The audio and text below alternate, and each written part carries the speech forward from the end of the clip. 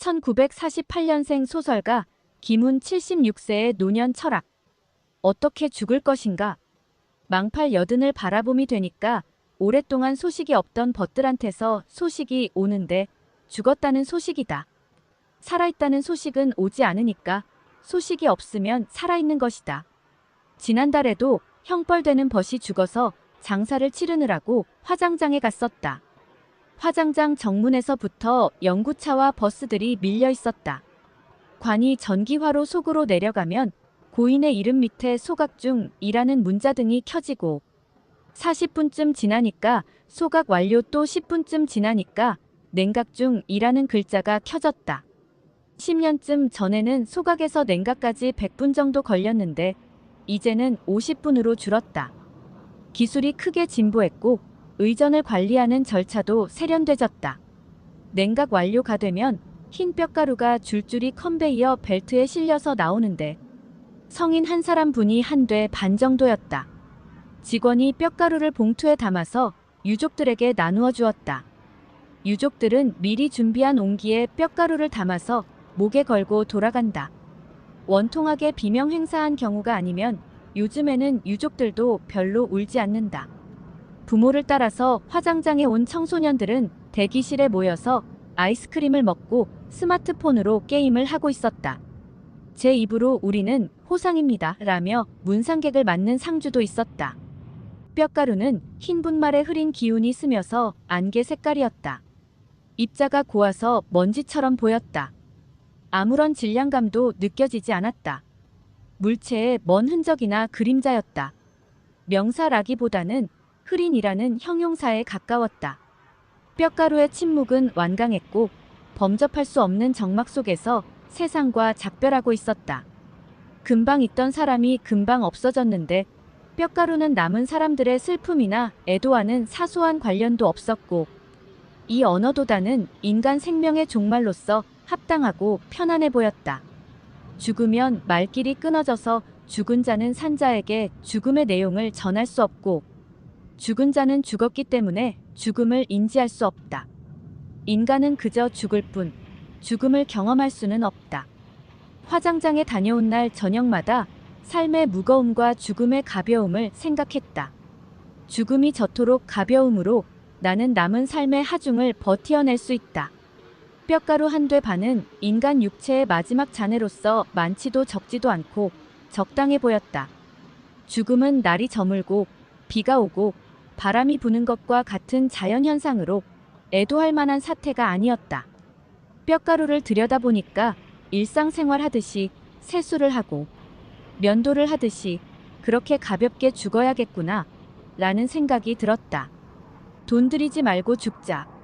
건강보험 재정 축내지 말고 죽자. 주변 사람을 힘들게 하지 말고 가자. 질척거리지 말고 가자. 지저분한 것들을 남기지 말고 가자. 빌려온 것이 있으면 다 갚고 가자. 남은 것 있으면 다 주고 가자. 입던 옷을 깨끗이 빨아입고 가자. 가면서 사람들을 불러 모으지 말자. 빈소에서는 고스톱을 금한다고 미리 말해두자. 관은 중저가가 좋겠지. 가볍게 죽기 위해서는 미리 정리해 놓을 일이 있다.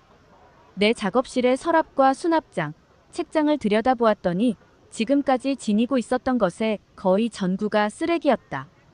이 쓰레기 더미 속에서 한 생애가 지나갔다. 똥을 백자 항아리에 담아서 냉장고에 넣어둔 꼴이었다. 나는 매일 조금씩 표가 안 나게 이 쓰레기들을 내다 버린다. 드나들 때마다 조금씩 쇼핑백에 넣어서 끌어낸다. 나는 이제 높은 산에 오르지 못한다. 등산 장비 중에서 쓸만한 것들은 모두 젊은이들에게 나누어 주었고 나머지는 버렸다. 책을 버리기는 쉬운데 헌 신발이나 낡은 등산화를 버리기는 슬프다. 뒤축이 닳고 찌그러진 신발은 내 몸뚱이를 싣고 이 세상의 거리를 쏘다닌 나의 분신이며 동반자이다. 헌 신발은 연민할 수밖에 없는 표정을 지니고 있다. 헌 신발은 불쌍하다. 그래도 나는 내다버렸다. 뼈가루에게 무슨 연민이 있겠는가. 유언을 하기는 쑥스럽지만 꼭 해야 한다면 아주 쉽고 일상적인 걸로 하고 싶다. 딸아, 잘생긴 건달놈들을 조심해라. 아들아, 혀를 너무 빨리 놀리지 마라. 정도면 어떨까 싶다. 오래전에 돌아가신 나의 아버지는 스스로 광야를 달리는 말을 자칭했다. 아버지는 평생을 집 밖으로 나돌면서 사셨는데 돌아가실 때 유언으로 미안하다 를 남겼다. 한 생애가 사음절로 선명히 요약되었다. 더 이상 짧을 수는 없었다. 후회와 반성의 진정성이 느껴지기는 하지만 이것은 좋은 유언이 아니다. 이미 돌이킬 수 없이 늦었고 대책 없이 슬프고 허허로워서 어쩌자는 것인지 알 수가 없다. 퇴계 선생님은 죽음이 임박하자 조화를 따라서 사라짐이여 다시 또 무엇을 바라겠는가? 라는 시문을 남겼고 임종의 자리에서는 매화에 물 줘라 하고 말씀하셨다고 제자들이 기록했다. 아름답고 격조 높은 유언이지만 생활의 구체성이 모자란다. 내 친구 김용택 시인의 아버지는 섬진강 상류의 산골 마을에서 평생 농사를 지으며 사셨다. 김용택의 아버지가 돌아가실 때 김용택을 불러놓고 유언을 하셨는데 네. 어머니가 방마다 아궁이에 불 떼느라고 고생 많이 했다. 부디 연탄 보일러를 놓아드려라 라고 말씀하셨다고 한다. 나는 이 이야기를 김용택의 어머니 박덕성 여사님께 직접 들었다. 몇 년 후에 김용택의 시골집에 가봤더니 그때까지도 연탄 보일러를 놓지 못하고 있었다. 나의 아버지, 퇴계 선생님, 김용택의 아버지, 이 세 분의 유언 중에서 나는 김용택 아버지의 유언이 최고라고 생각한다. 이 유언은 건실하고 씩씩하고 속이 꽉 차 있다. 김용택 아버지는 참으로 죽음을 별것 아닌 것으로 아침마다 소를 몰고 밭으로 나가듯이 가볍게 받아들이셨다. 그리고 숨을 거두는 순간에도 인생의 당면 문제가 무엇인지를 정확히 인식하고 있었다. 이 정도의 유언이 나오려면 깊은 내공과 오래고 성실한 노동의 세월이 필요하다. 아무나 되는 것이 아니다. 삶은 무겁고 죽음은 가볍다. 죽음과 싸워서 이기는 것이 의술의 목표라면 의술은 백전백패한다. 의술의 목표는 생명이고 죽음이 아니다. 이국종처럼 깨어진 육체를 맞추고 꿰매서 살려내는 의사가 있어야 하지만 충분히 다 살고 죽으려는 사람들의 마지막 길을 품위 있게 인도해주는 의사도 있어야 한다. 죽음은 쓰다듬어서 맞아들여야지 싸워서 이겨야 할 대상이 아니다. 다 살았으므로 가야 하는 사람의 마지막 시간을 파이프를 꽂아서 붙잡아 놓고서 못 가게 하는 의술은 무의미하다. 가볍게 죽고 가는 사람을 서늘하게 보내자. 단순한 장례 절차에서도 정중한 애도를 실현할 수 있다. 가는 사람도 보내는 사람도 의술도 모두 가벼움으로 돌아가자. 뼈가루를 들여다보면 다 알 수 있다. 이 가벼움으로 삶의 무거움을 버티어낼 수 있는 것이다. 천하를 통일하고 불로장생 살고 싶어 만리장성을 쌓았던 중국의 진시 황제. 로마의 휴일의 공주 역으로 오스카상을 탄 아름답고 청순한 이미지의 오드리 헵번. 권투 역사상 가장 성공하고 가장 유명한 흑인 권투 선수 겸 인권운동가 무하마드 알리. 연봉을 $1로 정하고 애플을 창시하여 억만장자가 된 스티븐 잡스. 철권 통치로 영원히 북한을 통치할 것 같았던 김일성, 그들 모두 이 세상을 떠났습니다. 재산이 13조로 가만히 있어도 매달 무려 3천억 원의 돈이 불어나는 삼성그룹. 이건희 회장도 한참을 병상에 누워있다 결국 고인이 됐습니다. 이렇게 화려하게 살다가 떠나간 사람 중 누가 가장 부럽습니까?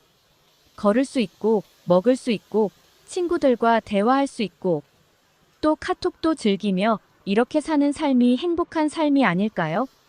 이왕 사는 거 즐겁게 삽시다. 인생관의 차이는 있겠지만 후회 없이 인생을 즐겁게 살려면 첫째, 눈이 즐거워야 합니다.